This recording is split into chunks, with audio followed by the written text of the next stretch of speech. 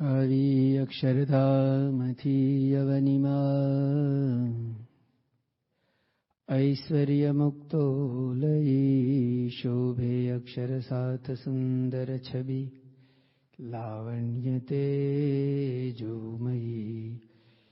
કરતા દિવ્ય સદા રહે પ્રગટ જે સાકાર સર્વોપરી સહજાનંદ કૃપાલુને નિત્ય નમો સર્વાવતારી હરી.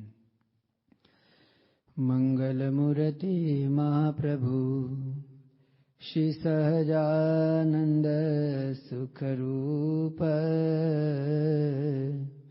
ભક્તિ ધર્મ સુત શ્રી હરિ સમરુ સદાયનુપ કૃપા કરો મુજ ઉપરે સુખ નિધિ સહજાનંદ ગુણ તમારા ગાવવા બુદ્ધિ આપજો સુખ કંદ ચરિત્ર ગાઉં પ્રભુજી તમારા અખંડ સૌભાગ્ય ગણી અમારા ઈચ્છા ઉરે એ જ પ્રભુજી મારી સ્મૃતિ રહો અંતરમાં તમારી સ્મૃતિ રહો અંતરમાં તમારી. નમો મુક્તાનંદ પ્રભુ પદ તણા સેવક સદા સદા શાસ્ત્રાભ્યાસી વ્યર્થ ન ગુમાવે પળકદા કરે વાર્તા જારે સુરસરિત ધારા સમવહે કુસંગી સત્સંગી સકળ જન ચિત્તે અતિ ચહે. શ્રી સ્વામિનારાયણ ભગવાનની જય. અક્ષર પુરુષોત્તમ મહારાજની જય. ગુણાતીતાનંદ સ્વામી મહારાજની જય. ભગતજી મહારાજની જય. શાસ્ત્રીજી મહારાજની જય. યોગીજી મહારાજની જય. પરમ પૂજ્ય પ્રમુખ સ્વામી મહારાજની જય. દિલ્હી અક્ષરધામ મહોત્સવની જય. ભગવાન સ્વામિનારાયણના માળાના મણકાસમાં 500 પરમહંસોની અંદર સદગુરુ મુક્તાનંદ સ્વામીનું સ્થાન પહેલા મણકામાં આવી શકે. ગુણાતીતાનંદ સ્વામી માળાના મણકાના મેર સમા અને મુક્તાનંદ સ્વામી છે મહારાજના પ્રથમ મણકાના સંત કહેવાય એવા ગુણિયલ સંત હતા. સૌરાષ્ટ્રની ભૂમિની વિશેષતાની વાત ગઈકાલે આપણે કેટલીક જાણી હતી. મહારાજે સૌરાષ્ટ્રમાં સૌથી વધારે વિચરણ કર્યું છે. રામાનંદ સ્વામીએ પણ જ્યાં આગળ સંતો કેવા બનાવવા એની પૂર્વ ભૂમિકા તૈયાર કરી છે એવી સૌરાષ્ટ્રની ભૂમિની અંદર અમરેલીની બાજુમાં અમરાપર નામનું નાનકડું ગામ, ત્યાં આગળ મુક્તાનંદ સ્વામીનો જન્મ થયો છે. મુક્તાનંદ સ્વામીનો જન્મ અમરાપર નામના નાનકડા ગામમાં થયો છે, પણ એના માતા પિતાનો જે ઇતિહાસ છે એ જાણવા જેવો છે. એવું કહેવાય છે કે એ વખતે સૌરાષ્ટ્રની અંદર મૂળદાસ કરીને બહુ જ મોટા સંત થઈ ગયા, જેની ખ્યાતિ સમગ્ર સૌરાષ્ટ્ર ગુજરાતની અંદર હતી. એ મૂળદાસજી એકવાર અમરાપરથી વિચરણ કરતા કરતા દીવબંદર ગામે જાય છે અને દીવબંદર ગામે વહેલી સવારે 4 વાગે કુએ સ્નાન કરવા માટે જાય છે. તો ત્યાં આગળ એક બાઈ કુવાના કાંઠે ઊભેલી છે. ઊભી છે એટલું જ નહીં, પરંતુ પોતાનો જીવ ટૂંકાવવા માટે ત્યાં આગળ આવી છે. આપઘાત કરવા માટે કુવાને કાંઠે આવી છે. કુવામાંથી એક પાણીનો દેગડો ખેંચી અને એ દેગડાને એક દોરડું બાંધી અને ભરેલો પાણીનો દેગડો પોતાના ગળા સાથે બાંધી અને પાણી કૂવામાં પડવાની તૈયારી કરતા હતા. એ સમયે મૂળદાસ ત્યાં આગળ આવે છે આવે છે એટલું જ નહીં, પરંતુ બાઈને ત્યાં આગળ જે રીતે ઊભેલા જુએ છે એ પ્રસંગ પામી જાય છે અને બાઈને કહે છે કે રે બાઈ, તું શા માટે આવું દુષ્કૃત્ય કરી રહી છું? બાઈએ પણ જાણ્યું કે હવે તો મારે મરવાનું જ છે, એટલે એને પોતાની જે આપ વીતી, પોતાનો જે અંગત પ્રસંગ બનેલો હતો એ એમણે એક સંતની પાસે નિષ્કપટ ભાવે રજૂ કર્યો કે હું ત્યક્તા છું, વિધવા છું, સમાજની અંદર મારું કોઈ જ નથી, પણ એની સાથે સાથે મારાથી એક સમાજમાં ન કરી શકાય એવું પાપ થઈ ગયું છે અને એ પાપ મારા પેટની અંદર છે અને સમાજ જ્યારે એને જાણશે ત્યારે એ મને સ્વીકારશે નહીં. એટલા માટે મેં નક્કી કર્યું છે કે મારા દેહનો અંત લાવી દેવો. એટલા માટે હું આ કૂવે પડવા માટે આવી છું અને બસ તમારા સંતના મને દર્શન થઈ ગયા. સાંભળ્યું છે કે અંતકાળે ભગવાન કે સંતના દર્શન થાય તો એની સદગતિ થાય.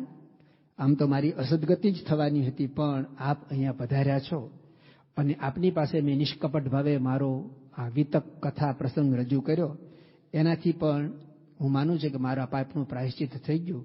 હવે હું મારા દેહનો અંત આણું છું. મૂળદાસ આખી આ વાત પરિસ્થિતિ પામી જાય છે કે વિધવા સ્ત્રીથી અઘટિત કર્મ થઈ ગયું છે અને એણે કહ્યું કે મારા પેટની અંદર પાપ છે અને એ જ શબ્દ સાંભળી અને મૂળદાસ કહે છે કે જા તું સમાજની અંદર જાહેર કર કે પાપનો બાપ હું છું, તારા પેટની અંદર ભલે પાપ હોય. અને બાઈને હિંમત આવી.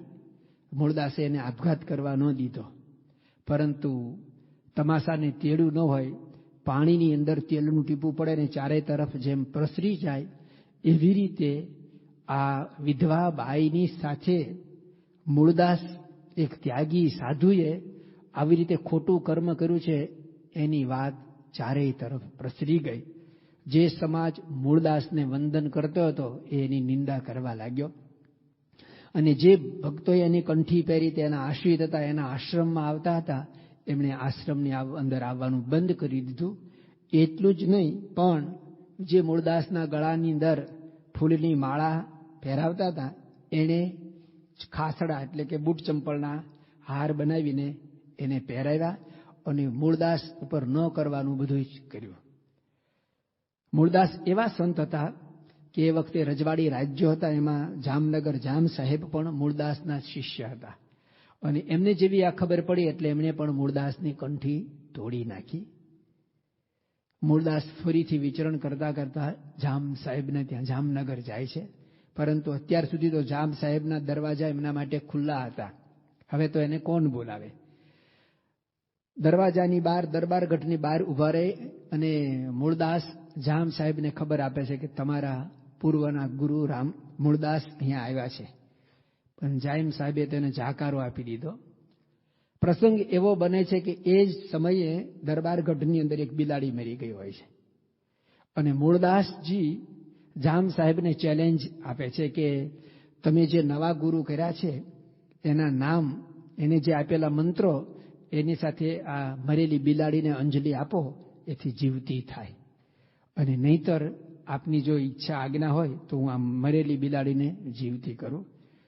ગામડાની અંદર એવી આજે લોકવાયકા છે કે જો કોઈ બિલાડી મારી નાખે ને તો એને સોનાની બિલાડી બનાવવી પડે અને નહીતર એનું ધનોત્પનોત નીકળી જાય. એટલે બિલાડીને મારતા બધા બહુ ડરે.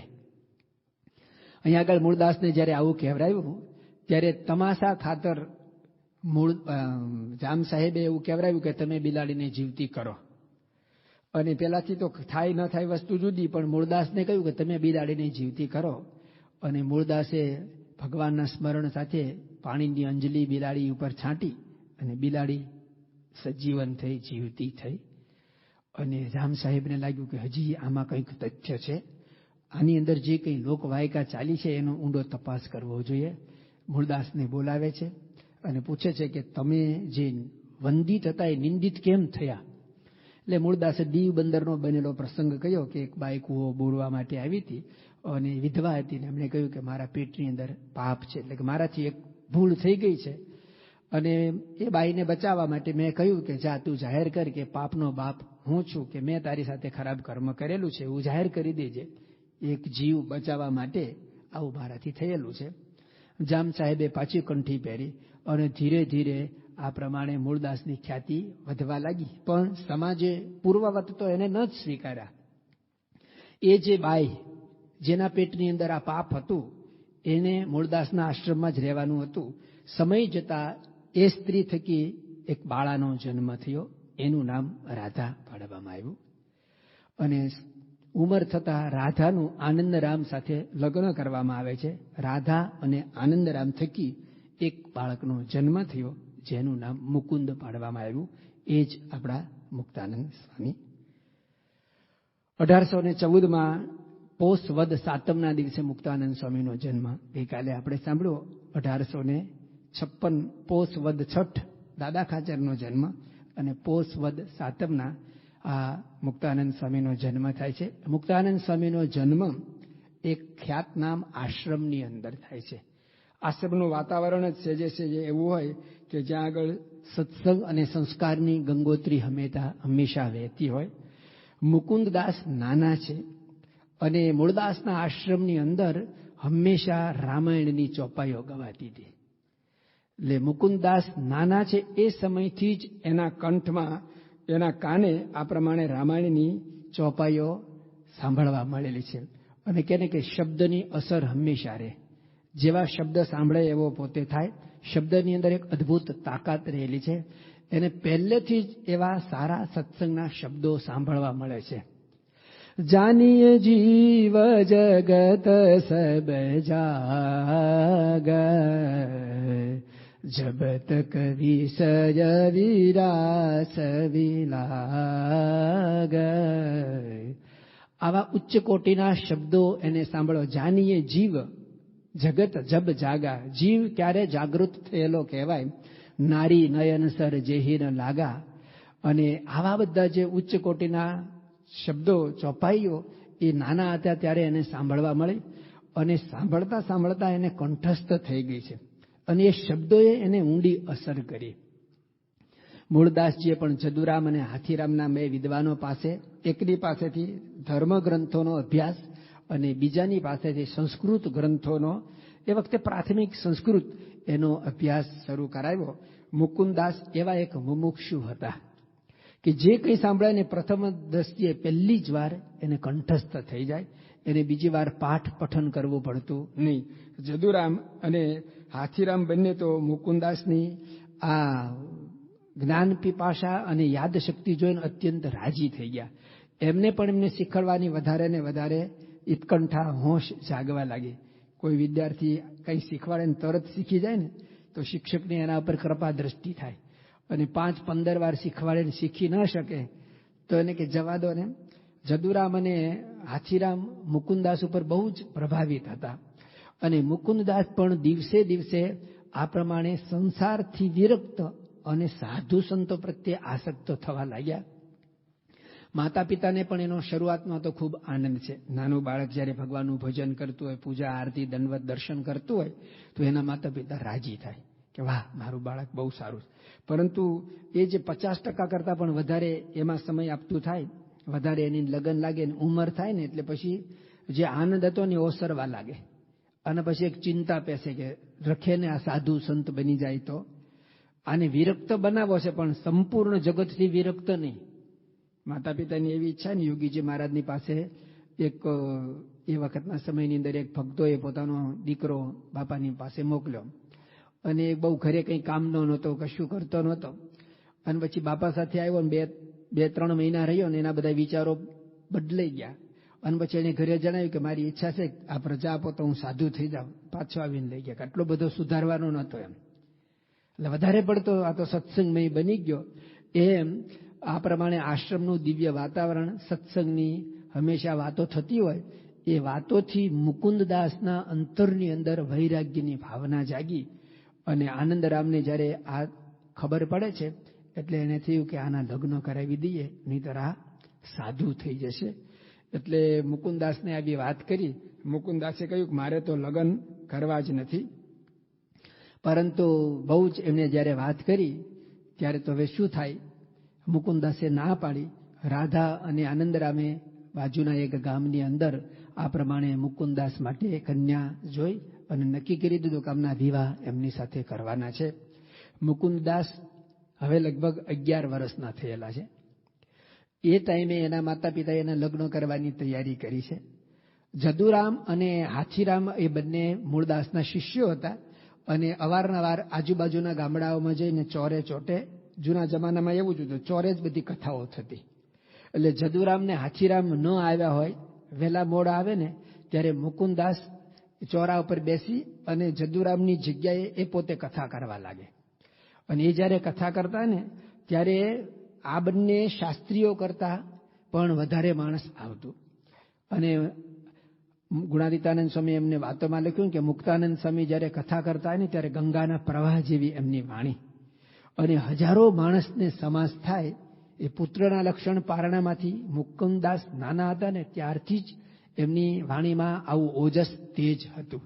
એટલે ગામને ચોરે ચોટે જઈ અને મુકુંદદાસ આવી રીતે ચોપાઈઓ લલકારે. ખાલી એનું નિરૂપણ ન કરે ને ચોપાઈ ગાય ને તો પણ લોકોને સાંભળવી ગમે.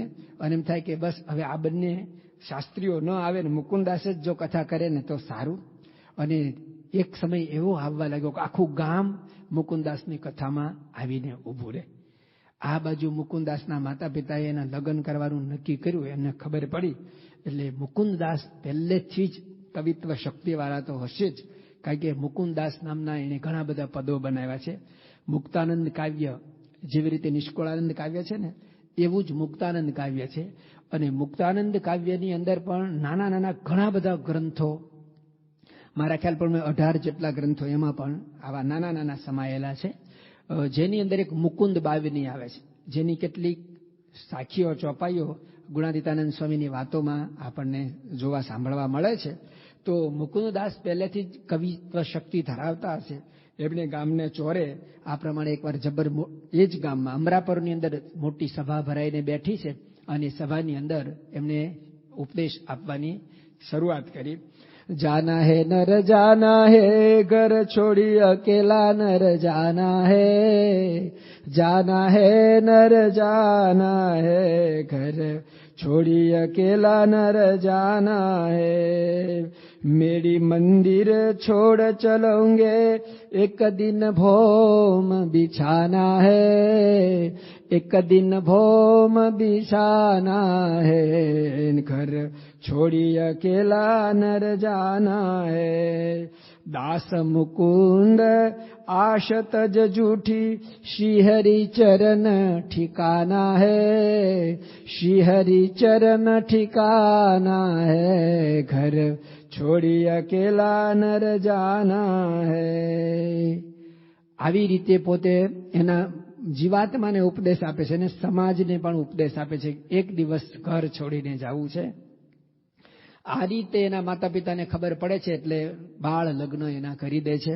તે છતાં પણ મુકુંદદાસ તો જ્યારથી એના લગ્ન થયા ને ત્યારથી વધારે ઉદાસ થવા લાગ્યા અને ભગવાનની અંદર વધારે ને વધારે આ પ્રમાણે આસક્ત થવા લાગ્યા. અને એમને તો મનમાં નક્કી જ કરી દીધું કે હવે તો મારે આ પ્રમાણે ઘરનો ત્યાગ જ કરવો છે. આવી રીતે જ્યારે એમનું વાતાવરણ, એની વિચારો બદલાયા એટલે એને માતા પિતાને થયું કે નક્કી આ ઘર છોડીને ચાલ્યા જશે. પરંતુ માતા પિતા એમ તો રજા આપે એવું લાગતું નહોતું. અને આ રીતે મૂળદાસને પણ એના પ્રત્યે ખૂબ મમત્વ હતું. એટલે પછી હવે મુકુંદદાસે શું કરવું? એટલે મુકુંદદાસે નાના હતા ત્યારથી જ થોડુંક ગાંડ પણ શરૂ કર્યું. ગુણાતીતાનંદ સ્વામીએ વાતોમાં લખ્યું છે કે ગાંડો થાય તે પ્રભુ ભજે, હોય તે નહીં પણ થાય તે. મુક્તાનંદ સ્વામી તો ડાયા છે પણ જાણી જોઈને ભગવાન ભજવા માટે આ પ્રમાણે એ ગાંડા થયા છે. એટલે માટે એમણે પછી નાનું એવું ગાંડ પણ આદર્યું. એટલે ગામની અંદર બધાને થયું કે આ રામગાંડિયા જેવું લાગે છે, આનું કંઈ ઠેકાણું નથી. પરંતુ એમનું જે વર્તન હતું, એની જે ભગવાન પ્રત્યેની આસક્તિ હતી ને, એ ગામના જે ગરાસિયા હતા, ગામધણી, એને જાણ્યું કે આ છોકરો ગાંડો નથી, આમાં કંઈક જરૂર દૈવત લાગે છે. એકવાર એમને એકાંતમાં બેસીને પૂછે છે કે છોકરા તું શા માટે આવું કરે છે? અને યોગીજી મહારાજ દ્રષ્ટાંત આપતા ને કે તને કહી ગયો એ જ મને કહી ગયો.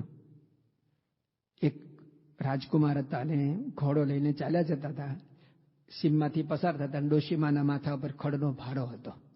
માજીને થયું કે રાજકુમાર ગામ ભણી જાય છે, મારા માથા ઉપર એટલું વજન છે, તો લે એને કહું કે ખોડી ઉપર ભારો મૂકી દે, ગામને ભાગોળે ઉતારી દે, હું ત્યાંથી લઈ લઈશ. યુવાન અવસ્થા, ઘોડા ઉપર બેઠો, રાજવી, સત્તા, સંપત્તિ, એટલે એને ના પાડી નહીં. ડોશીમાં એને થયું કઈ નહીં, ચાલ ને હવે દરરોજ ક્યાં મારે કોઈ આવો સાથ મળે છે, ચાલીને પહોંચી જશે. 5 ડગલા આગળ ચાલ્યો ને કુમારની વૃત્તિ બદલાઈ. એને થયું કે આવું કૂણું સરસ મજાનું ઘાસ છે અને ઘોડીને ખવડાવવા જેવું છે, મેં ખોટી ના પાડી. એને ઘોડીને અબાઉટ ટર્ન કરી માજી પાસે આવીને કે માં લાવ, હું ઘાસ લઈ જાઉં અને ગામની ભાગોળે ઉતારી દઈશ. માં કે જા, જે તને કહી ગયો ને એ જ મને કહી ગયો. સારું થયું મેં તને ન આપ્યું, નહીતર ત્યાં ઘોડીને ખવડાવી દીધું હોત તો. એટલે જેવી રીતે આપણા વિચારો હોય ને એવા સામા વિચારો હોય, તો મુકુંદાસના જે વિચાર હતા ને, ગામ ધણી આ ગરાસિયાએ મુકુંદાસને પૂછ્યું.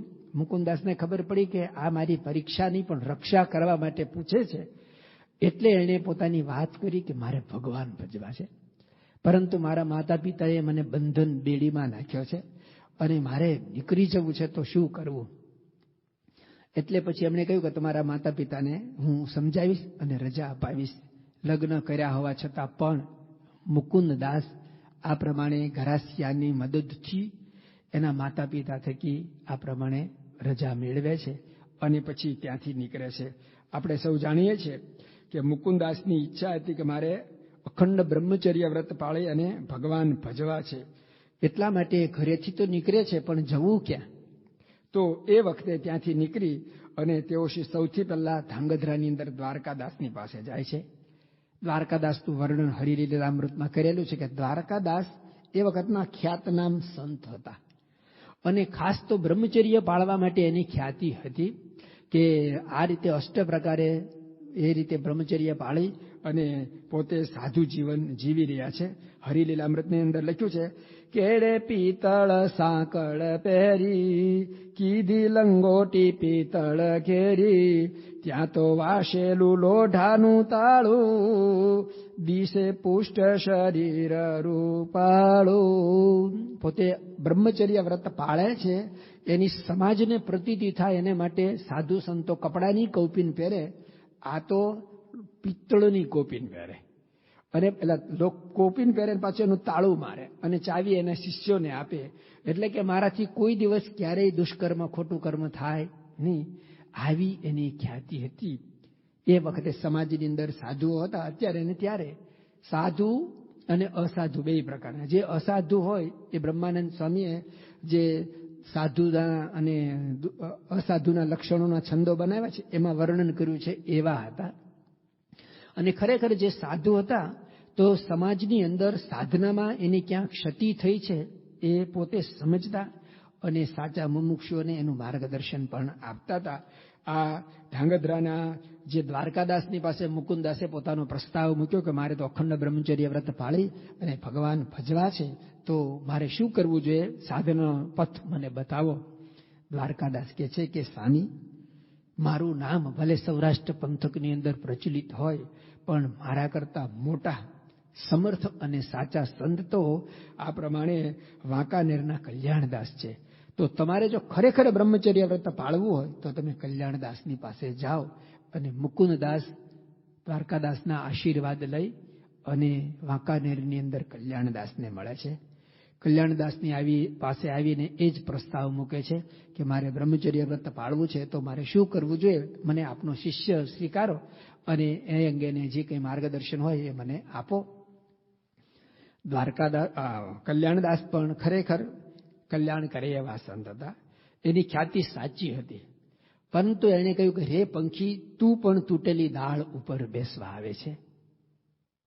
એટલે કે મારાથી પણ આ નિયમ પવિત્રપણે પૂર્ણપણે પળાયા નથી. એમને પોતાની એક વિતક કથા કહી કે આજે મારી ઉંમર 80 વર્ષની છે અને ધોળી દાઢી જોઈ અને સૌ મને વંદે છે, પણ જે રીતે તમે વાત કરી એવી રીતે બ્રહ્મચર્ય વ્રત મારાથી પણ પળાયું નથી. અને પછી એમણે કહ્યું કે જ્યારે હું દ્વારકાની યાત્રા કરવા માટે નીકળ્યો અને એ વખતે આ પ્રમાણે ઉજ્જૈનને પાદર એક સ્ત્રીને મેં રસ્તો પૂછ્યો અને એને મને જે લટકું કરીને બતાવ્યું ને, એ લટકું હજી મારાથી વિસરતું નથી. એટલે તમે જે રીતે વાત કરો છો એ મને શંકા છે. કળજુગમાં કામ જીતાય, એવી વાત કદી ન મનાય. કાશી જાત્રાનો કરવા પ્રવાસ, ગયો હું હતો ઉજ્જૈન પાસ. એક બાઈને રસ્તો પૂછાવ્યો, કર લટકું કરીને બતાવ્યો. પેઠું લટકું તે અંતરમાઈ, હજી વિસરતું નથી ભાઈ. મારી દાળ પણ તૂટેલી છે અને એ સ્ત્રીનું લટકું હજી હું ભૂલી શકતો નથી. માટે મને લાગે છે કે કળિયુગની અંદર કામ જીતવો એ અશક્ય છે, અઘરો છે. એટલે મારે પાસે તો એવી શક્તિ નથી. અને એ વખતના સૌરાષ્ટ્રના ખ્યાતનામ આ બે સંતો પાસેથી પણ જ્યારે આવી વાત સાંભળી એટલે મુકુંદદાસને થયું કે હવે તો જીવન જીવવું વ્યર્થ છે. જો આ દેહે કરીને આ કાર્ય શક્ય જ ન હોય તો મારે આ જીવન ટૂંકાવી નાખવું છે. એક વૃક્ષના ઉપર ચડી અને ત્યાંથી તેઓ પણ આત્મહત્યા કરવા માટે તૈયારી કરે છે. ઝાડની ઉપરની ટોચ ઉપર ચડે છે અને આકાશવાણી થાય છે. આકાશવાણીની અંદર એવા શબ્દો સંભળાય છે કે તું સરદાર જા, ત્યાં તને કોઈ સંત મળશે. 2-3 વાર આવા શબ્દો સાંભળાય છે અને મુકુંદદાસ વિચારે છે કે જરૂર મારો માર્ગ સાચો છે, મારો વિચાર સાચો છે, તો ભગવાન મને મદદ કરશે. ચાલ, હું આત્મહત્યા ન કરતા એકવાર સરદારની વાટ પકડું. અને વાંકાનેરથી સરદાર આવે છે. સરદારની અંદર તુલસીદાસ નામના એક સંત હતા. જેવા મૂળદાસ હતા ને એવા જ તુલસીદાસ. તુલસીદાસનો આશ્રમ સત્સંગથી હર્યો ભર્યો રહે અને વહેલી સવારથી ત્યાં પણ રામાયણની આ કથા થાય. અને મુકુંદદાસ જ્યાં ત્યાં ગયા અને સજાતી પણ એને સહેજે સહેજે હેત પ્રીત થાય. આશ્રમનું વાતાવરણ, તુલસીદાસની મહાનતાઈ, એમની બાહ્ય જે પ્રતિભા, પર્સનાલિટી, આ બધું જોઈ અને મુકુંદદાસ થાય છે કે અહીંયા મારો સંકલ્પ જરૂર સિદ્ધ થશે. અને મુકુંદદાસ પણ તુલસીદાસના આશ્રમની અંદર ફક્ત 1 સપ્તાહ, અઠવાડિયું પાસ કરે છે ને, અને તુલસીદાસ પામી જાય છે કે સાચો મુમુક્ષુ આ મારો શિષ્ય આવ્યો છે, જેની હું વર્ષોથી રાહ જોતો હતો. ભગવાને જ મારા પર કૃપા કરી અને મારો વારસદાર, ઉત્તરાધિકારી મને મોકલી આપ્યો છે. મુકુંદદાસ રૂપ અને ગુણે કરીને યુક્ત હતા. જેવું એનું રૂપ હતું ને એવા જ એમાં ગુણ હતા. વ્યવહાર દક્ષતા, કળા, કૌશલ્ય બધું જ મુકુંદદાસની અંદર ભગવાનની અખૂટ કૃપા એમનામાં હતી. કે મુકુંદદાસના જીવનની અંદર એવું બધું ભગવાને ભર્યું હતું કે કોઈ પણ વ્યક્તિ એમને જુએ તરત જ એમને થાય આ મારી સાથે ને સામે રહેતો સારું. તુલસીદાસ એમના ઉપર વારી ગયા અને ફક્ત 1 અઠવાડિયાની અંદર જ એમને પોતાના ભંડારની, વ્યવહારની બધી કૂચી અને જવાબદારી અમને આપી. મુકુંદદાસ બહુ જ વ્યવહારિક રીતે, વ્યવસ્થિત રીતે એના ભંડારની બધી વ્યવસ્થા કરે છે, બધાની આગતા સ્વાગતા કરે છે અને વહેલી સવારે કથા કરે. અને કથાની અંદર હરિભક્તો જે આવતા ને એના કરતાં સંખ્યા બમણી, ત્રમણી, 3 ગણી થવા લાગી. પછી તો એક શિરસ્તો જ બની ગયો કે વહેલી સવારે મુકુંદદાસ કથા કરતા હોય અને આખો ગામ લોકો, આખો સભામંડપ, એનો સભામંડપ તો એ વખતે ખુલ્લો આશ્રમ હતો, ઝાડ નીચે સભાઓ થતી, પણ બધા આવીને બેસવા લાગે. મુકુંદદાસના મનની અંદર વિચાર આવ્યો કે બહુ સમર્થ ગુરુ મળી ગયા છે અને મને આ પ્રમાણે મારી જે ઈચ્છા છે એ અહીંયા આગળ પૂર્ણ થશે. એવામાં એક પ્રસંગ બને છે કે સરદાર ગામની અંદર એક દિવસ સદગુરુ રામાનંદ સ્વામીનું આગમન થાય છે અને રામાનંદ સ્વામી ત્યાં આગળ આવ્યા. અને જે સમયે મુકુંદદાસની કથાનો ટાઈમ હતો એ જ સમયે રામાનંદ સ્વામીની પણ કથા અંગે જાહેરાત થયેલી. આ મુકુંદદાસ સમય પ્રમાણે કથા વાંચવા માટે ત્યાં આગળ આવીને ઉભા રહે છે. પણ 2-5 અંગત માણસો, વ્યવસ્થાપકો હોય એ સિવાય એક પણ વ્યક્તિ ત્યાં આગળ આવ્યા નથી. મુકુંદદાસે પૂછ્યું કે આજે કેમ કોઈ આવ્યું નથી? ત્યારે કહ્યું કે સમર્થ સંત સદગુરુ રામાનંદ સ્વામીનું આજે આગમન થયું છે અને તેઓ શ્રી અહીંયા મંદિરમાં પધાર્યા છે, એટલે કોઈ આવ્યું નથી. જેવું મુકુંદદાસની કથાનો સમય પૂરો થયો અને ઝટપટ બધું પૂરું કરી અને રામાનંદ સ્વામી જ્યાં આગળ કથા કરતા ત્યાં આગળ ત્યાં પહોંચી ગયા અને જોયું તો બધા એકાગ્ર ચિત્તે રામાનંદ સ્વામીની કથા સાંભળી રહ્યા છે. મુકુંદાસે પણ કથા સાંભળી. રામાનંદ સ્વામીના શબ્દોની એમને અસર થઈ. એમને લાગ્યું કે અહીંયા કંઈક પ્રભુ પ્રાપ્તિ થઈ હોય એવું કંઈક અનુભવાય છે. એટલે કથા પૂરી થઈ પછી મુકુંદાસ રામાનંદ સ્વામીને મળવા માટે ગયા. મળ્યા, આશીર્વાદ આપ્યા, પણ મુકુંદાસની જે ઈચ્છા હતી એ માટે તો રામાનંદ સ્વામીએ ના પાડી કે ભાઈ અમારાથી તો એ થઈ ના શકે. મુકુંદાસે પ્રથમ દર્શને જ કહ્યું કે મને તમારો શિષ્ય બનાવો અને મારી ઈચ્છા છે કે હું આપની પાસે આ પ્રમાણે રહું. ત્યારે રામાનંદ સ્વામી કહે છે કે તમે તો મોટા મંદિરના મહંતના શિષ્ય કહેવાઓ અને જો તમને અમે રાખીએ ને તો ગામની અંદર બે પક્ષ પડી જાય અને એ સારું નહીં. મુકુંદાસે કહ્યું તો મારે શું કરવું જોઈએ? તો કે તમે જો મહંતજી રાજી થઈને રજા ચિઠ્ઠી લખી આપે તો પછી અમે તમને સ્વીકારીએ. હરિલીલામૃતની અંદર મુક્તાનંદ સ્વામીનું આખું આખ્યાન આવે છે, એની વધારે ડિટેલ છે. તો એ પ્રમાણે મુકુંદાસ તો આશ્રમમાં જઈ અને પછી એમણે જે બાળપણની અંદર એક કિમિયો અજમાવેલો અને જેમાં એને સફળતા મળેલી એ જ વાત અહીંયા ગોવિંદ ખાતર ગાંડા થયા. ગોળી ફોડી રે મારી ગોળી ફોડી, જુઓ જશોદા મૈયા ગોળી ફોડી, ખીલેથી વાછરું મેલ્યા છોડી. એવી રીતે મુકુંદાસે પણ ભગવાન કૃષ્ણની રીત હતી એ જ ગાંડપણિયા એણે અપનાવ્યું અને આ પ્રમાણે જેને કંઈ પાશેર આપવાનું એને 5 શેર આપે, ખાલી એક મીંડું વધારી દે. અને એમ કરતા કરતા થોડા સમયની અંદર તો આ પ્રમાણે કોઠાર છે ને ખાલી થયા. તુલસીદાસને ખબર પડી એટલે જરા એમને ટડકાવ્યા, વઢ્યા અને એ વખતે એમને જવાબમાં આપ્યું, થાશે કોઠાર નરવા તો જાશું તીર્થ કરવા. કોઠાર ખાલી થશે તો પછી તીર્થ કરવા ચાલ્યા જશું. એમાં શું? કારણ કે હું તો સતગાંડિયું છું. 6 મહિના સુદ વર્તે અને 6 મહિના વદ. સુદ પક્ષની અંદર સારા કર્મ થાય અને વદ પક્ષની અંદર તો બધું આવું.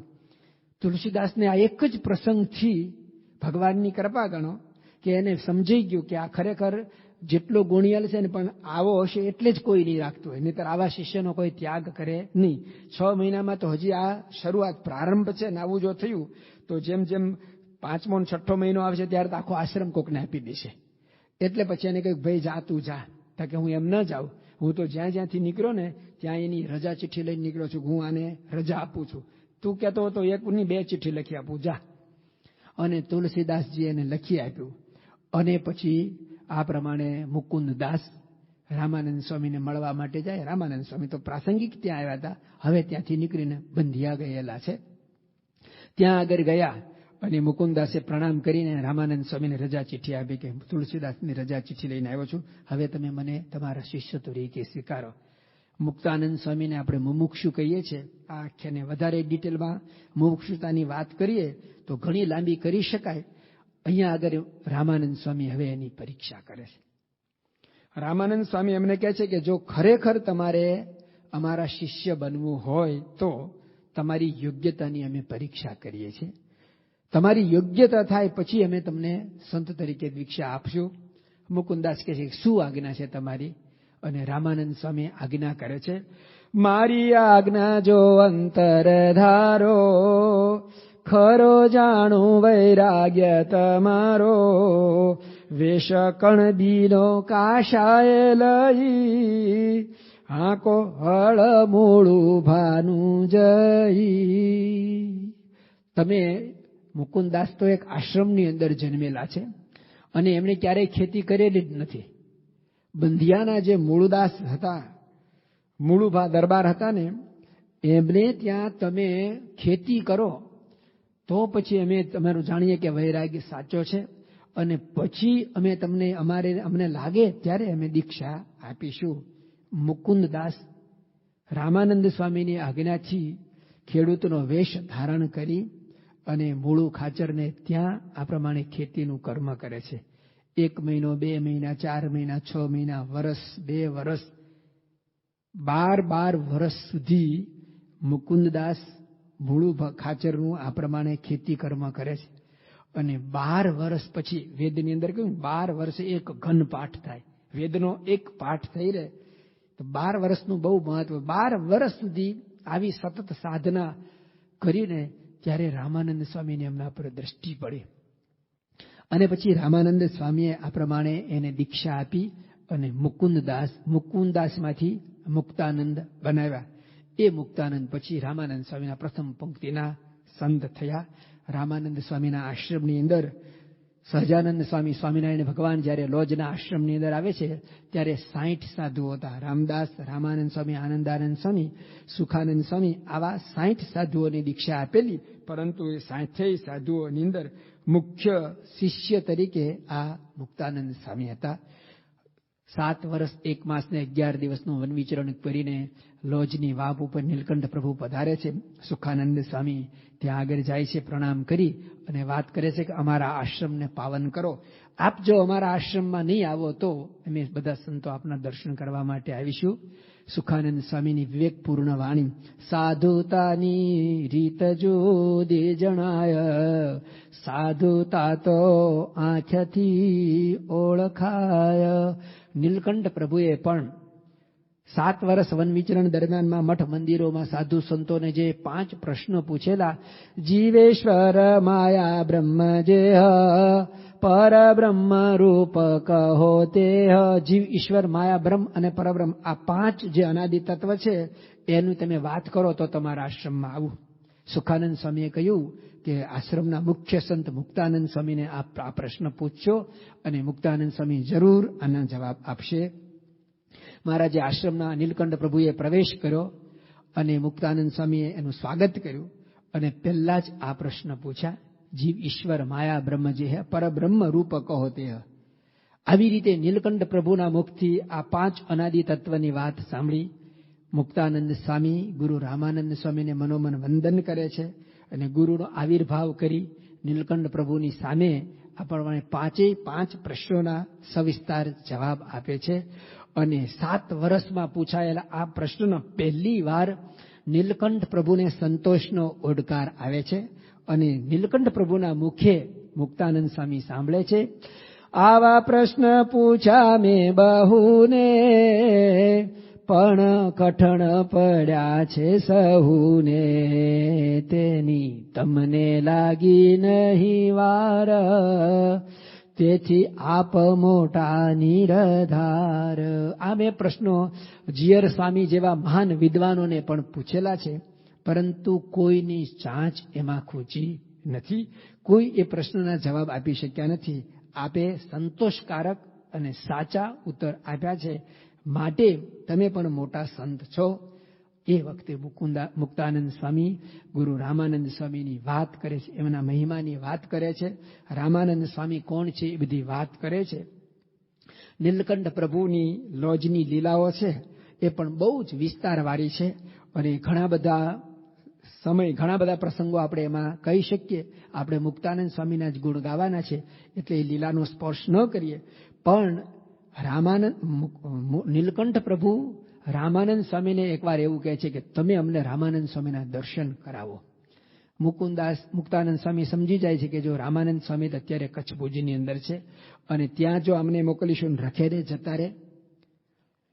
રામાનંદ સ્વામીના આ 60 શિષ્યો સંતો અને પર્વતભાઈ, આલસી ઘાંચી, મયારામ ભટ્ટ, આજે વરિષ્ઠ એ વખતના સૌરાષ્ટ્રના હરિભક્તો, અત્યારે જેવી રીતે ગોષ્ઠી થાય છે ને એવી રીતે એ લોકો પણ સાથે કથા પછી મનન ગોષ્ઠી કરતા હશે. એ લોકોએ બધાએ નક્કી કરેલું કે સદગુરુ રામાનંદ સ્વામી સિવાય કોઈ હથેળીની અંદર જો ભગવાનના દર્શન કરાવે કે બતાવે ને તો પણ રામાનંદ સ્વામી સિવાય કોઈના વિશે આપણું મસ્તક નમવું જોઈએ નહીં. આવી દ્રઢતાવાળા હતા. મુક્તાનંદ સ્વામીએ પ્રથમ દર્શન જ્યારે નીલકંઠ પ્રભુના કર્યા ને ત્યારે જ કોણ જાણે કેમ શાકુંતલાએ કહ્યું ને દુષ્યંતને જોઈને, શકુંતલાએ દુષ્યંતને જોઈને કે મારું મન આ પુરુષમાં કેમ ખેંચાય છે, હું તો એક ઋષિ કન્યા કહેવાઉં અને મારું કોઈ જગ્યાએ મારો આવો વિચાર સુદ્ધા નથી, છતાં મારું મન કેમ આમાં ખેંચાય છે. અને પ્રથમ દર્શને શકુંતલા દુષ્યંતને મનથી વરી ચૂકે છે. એવી રીતે મુકુંદાનંદ સ્વામી પણ નીલકંઠ પ્રભુના પ્રથમ દર્શને જ એને થાય છે કે નક્કી આ એ જ પુરુષ છે જે રામાનંદ સ્વામી કહેતા કે હું તો ડુગડુગી વગાડવા વાળો છું, ખરો ખેલનો ભજવનાર આવશે. પણ આવી જેણે દ્રઢતા કરી હોય કે રામાનંદ સ્વામી સિવાય કોઈને હથેળીમાં ભગવાન બતાવે તો માનવા નહીં, એવી જાહેરાત કેવી રીતે કરી શકાય. પણ એ નીલકંઠ પ્રભુને આશ્રમમાં રોકવા માટે સો વાના કરે છે, એને સમજાવે છે. ખારા સમુદરની છે ખાડી, એ તો ભુજ જતા આવે આડી, નથી સીધી જાવા પગવાટ, તેથી કહીએ તે સારું આ ઘાટ. તમે તમારા સંકલ્પો બધું મૂકી દો. રામાનંદ સ્વામીના દર્શન તો થઈ શકે એવું નથી, અને બહુ જ ટૂંકા સમયની અંદર રામાનંદ સ્વામી અહીંયા આવશે. પછી તો આપણે સૌ જાણીએ છીએ કે મુક્તાનંદ સ્વામી રામાનંદ સ્વામીને એક પત્ર લખે છે, અને નીલકંઠ પ્રભુ પણ એક પત્ર લખે છે. ભક્ત ચિંતામણીના 41 ને 42 આ પ્રકરણ પત્રી કહેવાય છે. નીલકંઠ પ્રભુ રામાનંદ સ્વામીના આશ્રમની અંદર રહે છે, અને વહેલી સવારે મુક્તાનંદ સ્વામી પણ આ પ્રમાણે ધ્યાન કરી રહ્યા હોય છે. પ્રસંગ પ્રચલિત છે, જાણીએ છીએ. એ દિવસે મુક્તાનંદ સ્વામીએ એક તુંબડી રંગાવેલી અને તુંબડી સુકાવા માટે મૂકેલી, અને આ બાજુ નીલકંઠ પ્રભુ પણ બધાને ધ્યાન યોગ આસન શીખવી રહ્યા છે.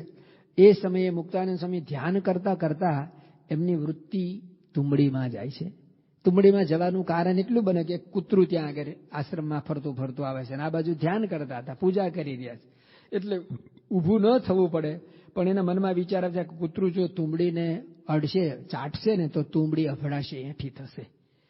એ વખતે નીલકંઠ પ્રભુ મુક્તાનંદ સ્વામીના મનના સંકલ્પો કહી દે છે કે સાધુરામ, દૈવત ધ્યાનમાં વા તુંબી પાત્રમાં. મુક્તાનંદ સ્વામીને નીલકંઠ પ્રભુ પ્રત્યે વધારે અહોભાવ થાય છે. આ અંતર્યામી પુરુષ છે, પણ એના મનની અંદર તો નક્કી છે ને કે રામાનંદ સ્વામી સિવાય બીજા કોઈને માથું નમાવવું નહીં. એટલા માટે મનોમન એમને વંદન કરે છે. પણ આ પ્રમાણે રામાનંદ સ્વામી છે એ જ ભગવાન છે એવો પોતે પોતાના મનની અંદર વધારે ને વધારે આ પ્રમાણે દ્રઢતા કરતા જાય છે. મુક્તાનંદ સ્વામીની વૃત્તિમાં નીલકંઠ પ્રભુ વૃત્તિ પરોવી, અને એકવાર કહે છે કે અમને રામાનંદ સ્વામીના દર્શન કરાવો. કે રામાનંદ સ્વામી તો કચ્છભુજ છે, અહીંયાથી તો હું કેવી રીતે દર્શન કરાવું? ત્યારે નીલકંઠ પ્રભુ કહે છે કે તમે રામાનંદ સ્વામીને જોયા છે? તો મેં તો જોયા જ છે ને. તો કે તમે જોયા ને તમે છે ને એ ભગવાનનું, તમારા ગુરુનું ધ્યાન કરો, રામાનંદ સ્વામીનું ધ્યાન કરો. મુક્તાનંદ સ્વામી ગુરુ રામાનંદ સ્વામી નખથી શિખા પર્યંત ધ્યાન કરતા જાય, અને આપણે કહીએ ને કે પ્રથમ શ્રી હરિને ચરણે શીશ નમાવવું, ચરણથી ચોટી સુધી જે રીતે મુક્તાનંદ સ્વામીની વૃત્તિ જાય ને એવી રીતે નીલકંઠ પ્રભુ રામાનંદ સ્વામીનું વર્ણન કરે, લાઈવ કોમેન્ટ્રી આપે. અને મુક્તાનંદ સ્વામી વધારે પ્રભાવિત થયા કે ખરેખર આ તો રામાનંદ સ્વામી કરતા મોટા છે. અંતર એમનું નીલકંઠ પ્રભુથી રંગાઈ ગયું, પણ બાહ્ય રીતે રામાનંદ સ્વામીને જે એને ગુરુ કર્યા છે, એને મોટા માન્યા છે, તો એમાંથી તે હજી ચલિત થયા નથી. પછી તો સમય જાય છે, રામાનંદ સ્વામી આવે છે, અને રામાનંદ સ્વામી આ પ્રમાણે ઓળખાણ કરાવે છે. નીલકંઠ પ્રભુની એમને દીક્ષા આપે છે, અને એ બધું પણ આપણે જાણીએ છીએ. અત્યાર સુધી આ 9 મહિના સુધી રામાનંદ સ્વામીની આજ્ઞાથી નીલકંઠ પ્રભુ મુક્તાનંદ સ્વામીના શિષ્ય તરીકે રહે છે, અને મુક્તાનંદ સ્વામી પણ આશ્રમની અંદર નાનું મોટું જે કામ હોય ને એ એમને સોંપે છે. છાણવા, સીધું વાળવું, સાધુ સંતોની કોપીનો ધોવી, યોગાસનો શીખવાડવા, અને ચીલ ગામની અંદરથી ચીભડાની ગાંસડીઓ લાવી, ઘણા બધા લોજના પ્રસંગો છે. મુક્તાનંદ સ્વામીની આજ્ઞાથી નીલકંઠ પ્રભુએ આ બધું કરેલું છે. હવે રામાનંદ સ્વામીએ નીલકંઠ પ્રભુને દીક્ષા આપી, સહજાનંદ સ્વામી નામ પાડ્યું, અને 1 વર્ષ પછી રામાનંદ સ્વામી સહજાનંદ સ્વામીને પોતાના ઉત્તરાધિકારી બનાવ્યા. 1858 કારતક સુદ એકાદશીને ઉનડ ખાચરના દરબારમાં જેતપુરની અંદર આખો પ્રસંગ યોજાઈ રહ્યો છે.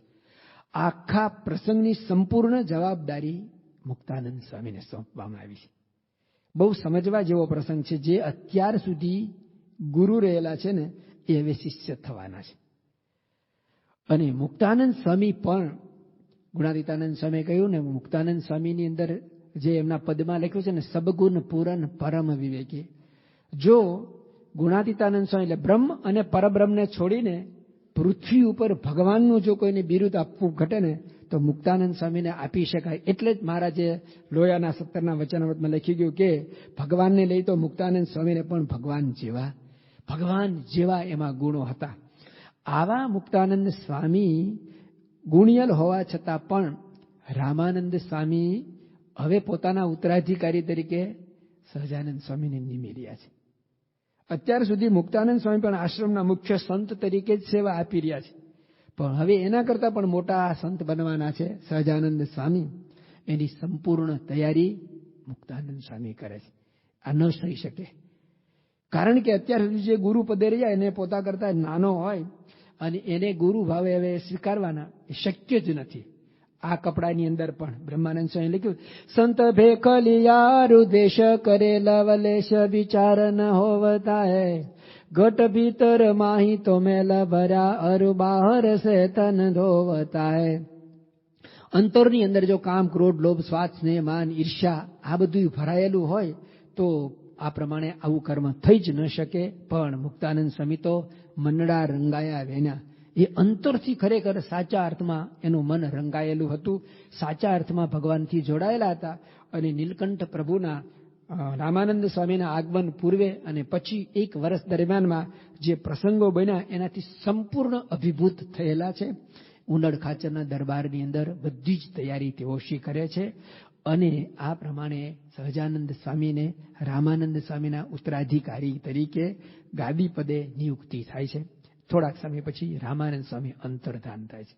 રામાનંદ સ્વામીના અંતર્ધાન પછી સહજાનંદ સ્વામી ગાદી ઉપર આવ્યા અને 13માના દિવસે અત્યાર સુધી રામાનંદ સ્વામીના બધા શિષ્યો રામકૃષ્ણ ગોવિંદ, રામકૃષ્ણ ગોવિંદ એવી રીતે મંત્રનો જાપ કરતા હતા. રામ કૃષ્ણ ગોવિંદ એનો અર્થ સંત સ્વામી સમજાવતા હતા, એ રીતે આપણે આગળ જોઈશું.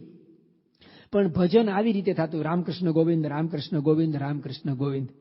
હવે સહજાનંદ સ્વામીએ રામાનંદ સ્વામીના 13માના દિવસે બધાને કહ્યું કે આજથી આપણે એક દિવ્ય મંત્ર આપું છું, એનો જાપ કરવાનો છે. અને એ મંત્ર સ્વામિનારાયણ મંત્ર. મુક્તાનંદ સ્વામી એ મંત્ર પણ સહર્ષ સ્વીકારે છે, સમગ્ર સમાજ પણ સ્વીકારે છે. અને હવે આ પ્રમાણે સ્વામિનારાયણ મંત્રનો જાપ થવા લાગ્યો. ગુરુ રામાનંદ સ્વામીનો વિરહ મુક્તાનંદ સ્વામીને સૌથી વધારે લાગેલો છે, કારણ કે નખમાં એ રોગ નહીં અને રામાનંદ સ્વામી સ્વદેહ અંતર્ધાન થઈ જાય છે, અલોપ થઈ જાય છે. એટલે મુખ્ય શિષ્ય તરીકે વર્ષોથી એમની સાથે રહેવાને નાતે મુક્તાનંદ સ્વામીને વધારે દુઃખ થાય એ સમજી શકાય.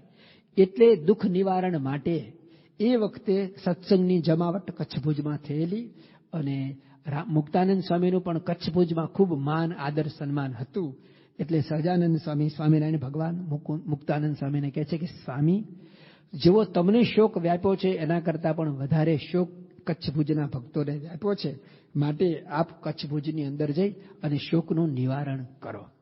અને આ પ્રમાણે મુક્તાનંદ સ્વામી કચ્છ ભુજની અંદર જાય છે અને ત્યાં આગળ ભક્તોને આ સત્સંગની વાતો કરે છે. અને રામાનંદ સ્વામી સમર્થ હતા, આ તે એવી બધી વાતો કરી અને આશ્વાસન આપે છે.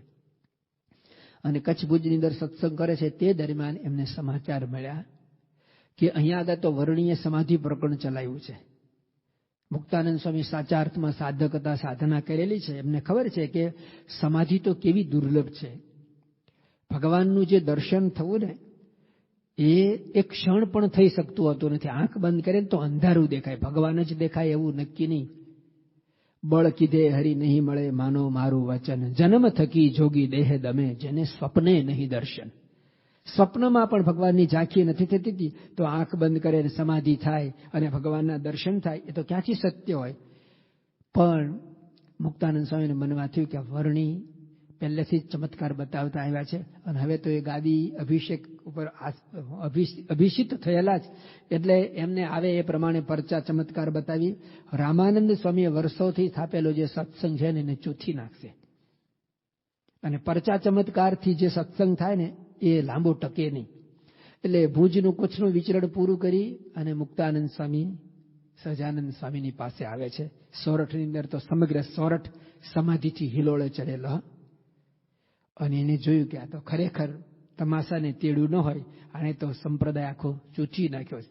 અને 5-15 ભક્તોને પૂછ્યું કે આ શું કરે, તો કે સમાધિ. સમાધિમાં શું થાય, તો કે આવી રીતે દર્શન થાય. મુક્તાનંદ સ્વામી જોયું કે આ ખોટું છે, સમાધિ તો શક્ય જ નથી, કે અષ્ટાંગ યોગનું 8મું છેલ્લું ચરણ છે અને એ તો શક્ય જ ન બને. પછી એક બાજુ એકાંતમાં લઈ અને મહારાજને ધીરે રહીને મુક્તાનંદ સ્વામી સાધુત્વની મૂર્તિ હોવા છતાં પણ ગુરુ રામાનંદ સ્વામીએ સ્થાપેલો સત્સંગ ચૂથાઈ ન જાય એ માટે એમના મુખમાંથી પહેલી વાર એક આવા શબ્દો નીકળે છે. મહારાજ દિયો આ પાખંડ મેલી, સતસંગમાં ન થાવું ફેલી, સમાધિ તો નથી રે સોયલી, એતા મોટા મુનિને દોયલી, તે તો જેને તેને કેમ થાય, બીજા માને અમે ન મનાય. બીજા બધા માનશે પણ હું નહીં માનું. અને મહારાજે કહ્યું કે અમે તો ગુરુ રામાનંદ સ્વામીનું ભજન કરાવીએ છીએ, એની સ્મૃતિ કરાવીએ છીએ, અને એના નામ સ્મરણની સ્મૃતિથી લોકોને સમાધિ થાય છે. એમાં અમે કોઈ પરચા કે ચમત્કાર બતાવતા નથી. મુક્તાનંદ સ્વામીને આ વાત ગળે ઉતરતી નથી. અને પછી તો આ પ્રમાણે ઉદાસીન હોય છે. અને એ ત્યારે સોરઠની અંદર સહજાનંદ સ્વામીની સાથે મુક્તાનંદ સ્વામી પણ વિચરણમાં જોડાય છે. ફણેણી ગામની અંદર આ પ્રમાણે સાંજનો સમય છે. ઉદાસ અંતરે નદી કાંઠે બધા નાહવા માટે જાય છે. મુક્તાનંદ સ્વામી પણ ત્યાં આગળ જાય છે. મુક્તાનંદ સ્વામીને બહુ સૂનું સૂનું છે. પર્વતભાઈ પામી જાય છે, મુક્તાનંદ સ્વામીની સાથે રહે છે. અને પ્રસંગ એવો બને છે કે મહારાજ તો સ્નાન કરીને અહીંયા આગળ ગામમાં પાછા આવી જાય છે. મુક્તાનંદ સ્વામી બહિર્ભૂમિ જવા માટે જાય છે. અને પાછા ફરતા રામાનંદ સ્વામીએ દર્શન આપ્યા અને કહ્યું કે સ્વામી, આટલી પ્રતિજ્ઞા કરાવી, આટલી વાર મેં કહ્યું છતાંય ભૂલી ગયા. અને એ વખતે મુક્તાનંદ સ્વામીને ઝબકારો થાય છે. નદીમાં સ્નાન કરી આજુબાજુમાં આવળ બાવળના જે ફૂલો હતા એ લઈ અને નાનો એક હાર બનાવે. આ બાજુ સંધ્યાટાણું થયું હોય છે. અને અત્યાર સુધીનો શિરસ્તો એવો હતો કે રામાનંદ સ્વામીની ગાદી હતી, તો એ ગાદી ઉપર રામાનંદ સ્વામીની ચરણ પાદુકા પધરાવવામાં આવતી અને સહજાનંદ સ્વામી બાજુમાં બીજા આસન ઉપર વિરાજમાન થતા હતા. મુક્તાનંદ સ્વામીએ શરીરમાં તો ઉંમરમાં મોટા છે, શરીરમાં સ્થૂળ મોટા છે. અહીંયા આગળ આવી અને જે હાર હતો એ સહજાનંદ સ્વામીના ગળામાં પહેરાવ્યો અને જાતે જ એમને ઉચકી અને રામાનંદ સ્વામીના આસન ઉપર બેસાડ્યા.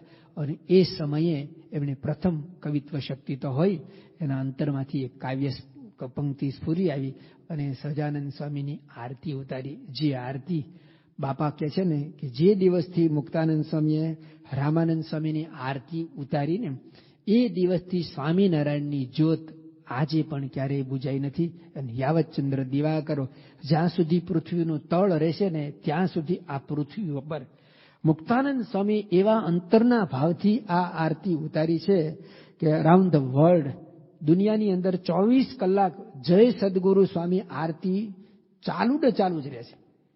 કોઈના ઘરે ટેપમાં તો કોઈના દ્વારા ચાલુ વેલામાં.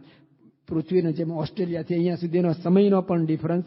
સંતો પણ પધરામણીએ જતા હોય, પૂજન કરતા હોય, ભક્તો પણ વહેલા મોડા નોકરીએ જાય, કોઈને જાગવાનું વહેલું મોડું થાય તો 24 કલાક દિવસ અને રાત જય સદગુરુ સ્વામી પ્રભુ, જય સદગુરુ સ્વામી. પુરુષોત્તમ પ્રગટનું જે દર્શન કરશે, કાળ કર્મથી છૂટી કુટુંબ સહિત તરશે. એ આરતી અદ્યપી પર્યંત ચાલુ છે. મુક્તાનંદ સ્વામીનું પ્રચલિત પદ આ પ્રથમ પદ છે. અને પછી તો મુક્તાનંદ સ્વામીને પૂર્ણ પ્રતીતિ થઈ. એના અંતરમાંથી ઉદ્ગારો નીકળી આવ્યા, જે ઉદ્ગારો પણ એમની જીવન ભાવના છે. આજે મુક્તાનંદ સ્વામીના અંતરમાંથી પહેલા વાર આવા શબ્દો નીકળે, ભ્રમણા ભાંગી રેહો હૈયાની. અને પછી કહે છે કે જન્મ સુધાર્યો રેહો મારો. મારા અંતરની જે ભ્રમણા હતી એ ભાગી ગઈ. બહુ અદભુત પ્રતીતિના રણકારના આ પદો છે. મુક્તાનંદ સ્વામીનું 2-3 દિવસ આપણે જે જીવન જોઈશું એને લખ્યું જન્મ સુધાર્યો રેવો મારો. આ દર્શન, આ પ્રતીતિ પછી એમના મનની અંદર થાય કે હવે મારો જન્મ સુધરી ગયો. અને છેલ્લે દિવસે આપણે છેલ્લું પદ એમનું સાંભળીશું. મુક્તાનંદ સ્વામી જ્યારે ધામમાં જાય છે ને ત્યારે પણ છેલ્લું પદ બનાવે છે. અને એ વખતે મુક્તાનંદ સ્વામી ધામમાં જાય. એ પદ છે કે સ્વામિનારાયણ ભગવાન ધામમાં જાય છે ને પછી ફક્ત 1 મહિનો મુક્તાનંદ સ્વામી દેહ રાખે છે. 1 મહિના પછી, બરાબર 1 મહિના પછી મુક્તાનંદ સ્વામી પણ દેહનો ત્યાગ કરે છે. ગઢડામાં ગોપીનાથજીના મંદિરમાં મુક્તાનંદ સ્વામી બેઠા છે અને આર્જનાદે મહારાજને પ્રાર્થના કરે છે કે મહારાજ, તમે ગયા પછી મને ક્યાંય ગોઠતું ગમતું નથી, મને પણ તમારા બાજુમાં સ્થાન આપો. અને અંતરનો નાદ સાંભળી અને મહારાજ પણ ત્યાં આગળ પધારે છે. મુક્તાનંદ સ્વામી છેલ્લું પદ બનાવે છે, ભલે ને પધાર્યા રે ગિરિધર ગાજતા રે, જેનું નિત્ય ધરતો અંતર ધ્યાન, જે ભગવાનનું અંતરમાં ધ્યાન ધરતો બધાને કહે છે કે જો ભગવાન મને લેવા માટે આવ્યા છે અને હું હવે મારા દેહનો ત્યાગ કરીને જાઉં છું. ભલે ને પધાર્યા રે ગિરધર ગાજતા, તમે મારી પ્રાર્થના સાંભળી અને પધાર્યા છો તો હવે હું આવું છું. મુક્તાનંદ સ્વામી પોતાના દેહનો ત્યાગ કરે છે. પહેલું પદ જન્મ સુધાર્યો રે મોહ મારો, છેલ્લું પદ ભલે ને પધાર્યા રે ગિરધર ગાજતા. મુક્તાનંદ સ્વામીના જીવનમાં ઘણા બધા એવા આપણે ન સાંભળાય એવા પ્રસંગો છે. આ 3 દિવસ દરમિયાન એ પ્રસંગોનું આપણે પાન કરીશું. શ્રી સ્વામિનારાયણ ભગવાનની જય, અક્ષર પુરુષોત્તમ મહારાજની જય, ગુરુ હરિ પ્રમુખ સ્વામી મહારાજની જય. દિલ્હી અક્ષરધામ મહોત્સવ. ગુણાતીતમ ગુરુમ પ્રાપ્ય બ્રહ્મરૂપમ નિજાત્મનઃ વિભાવ્યદાસ ભાવેન સ્વામિનારાયણં ભજે. શ્રીહરિં સાક્ષરં સર્વદેવેશ્વરં ભક્તિધર્માત્મજં દિવ્યરૂપં પરમ શાંતિદં મુક્તિદં કામદં કારણં શ્રી સ્વામિનારાયણં નીલકંઠમ